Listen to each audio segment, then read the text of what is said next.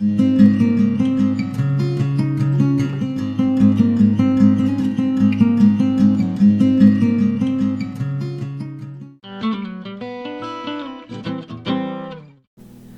and welcome to LDF-Designs.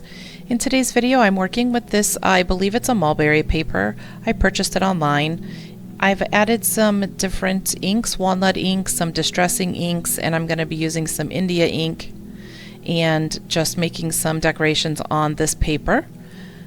I've been working on this project for several days. I did injure my finger in a non-art related accident, and so I have not been able to produce as much art as I do normally, and so also am lacking in videos for my channel.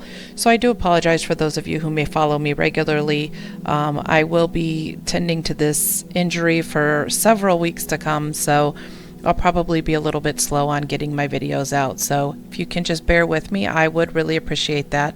If you haven't already subscribed, that's a great way to know when I've got a new video releasing, since they won't be super regular here coming up. So this is just some black India ink that I've mixed with some water just to water it down a little bit. And again, just kind of creating some designs on these papers. My intent is to roll them up around these dowel rods. I took a regular one and measured it how long I wanted it, put a score in it, snapped them, then I sanded the ends of them and stained them with walnut ink.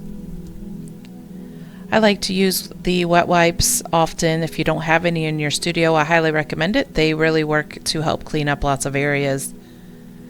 Today's project's a very messy one, so I was constantly trying to keep my station clean while I was working.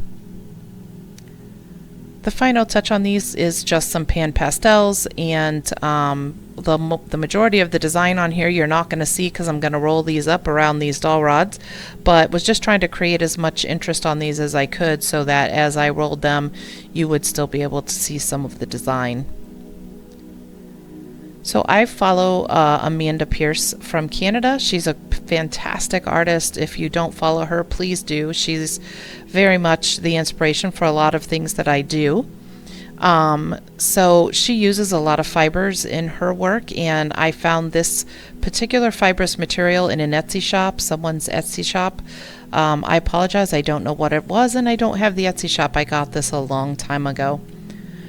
I have rolled those dowel rods with Encaustic and fused them, and now I'm just adding the fibrous material on there, just making sure that it's stuck well, and then I'm going to go ahead and dip the papers and roll those around as well.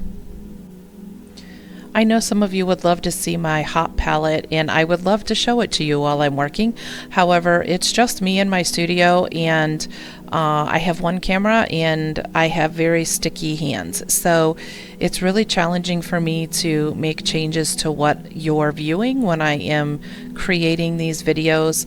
I did try a couple things to see if I could work, because I know you guys would love to see that, but it was just too challenging with my finger injury on top of everything else. So I'm basically just dipping these products into the clear encaustic, or I'm putting clear encaustic on the hot palette and laying the paper in it, and then making sure it's coated real well, picking it back up off of there, and then working with it here on my silicone mat.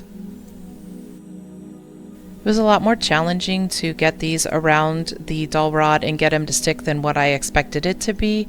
This second one, I tried maybe warming it as I was rolling it. It did help in some ways as far as getting it to stick together, but it was much harder for me to get the paper to roll as tight as I would have liked. So I don't really have a great way. I haven't done this. Well, actually, this is probably only the second or third time I've tried something like this. So not very practiced at it, and just work in progress.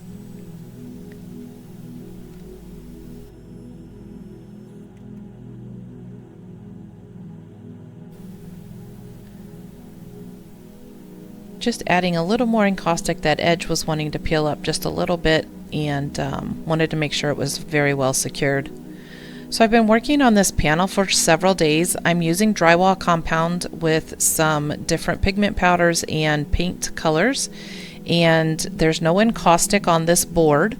I did try to use materials to the best of my ability that would accept encaustic if I would have chosen to put encaustic all over the board, but I really wanted to try to make this more of a mixed media where the backboard was more grungy looking and then these rolls would be more with the encaustic. I couldn't quite decide where I wanted to place these. I moved them around several times, and then when I got ready to actually stick them to the board, I think I got them a little further apart than maybe what I would have anticipated originally, but I just went with it. I added a thin layer of encaustic, fused it onto the panel, and then I added a second layer of encaustic, and while it was still hot, added a little bit of encaustic to the roll and then put the two things together. Once they started to bond, then I went ahead and heated that up again and applied pressure until it started cooling. So I kind of did an encaustic to encaustic fuse, if you will, and that's how I am attaching these onto the panel. I hope that makes sense.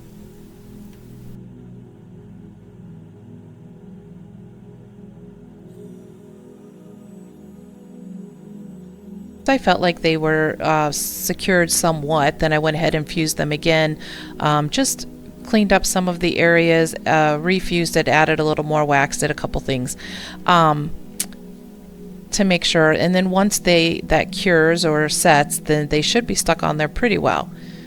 As is the case with a lot of my pieces, I'm going to be ending this video shortly, but I did add a few more finishing touches to this, and I will be showing those over on my Instagram page. So if you want to see the finished piece, you'll be able to see that over there on the Instagram page. But this is how I attached these little encaustic rolls onto this mixed media panel. Thank you for watching today.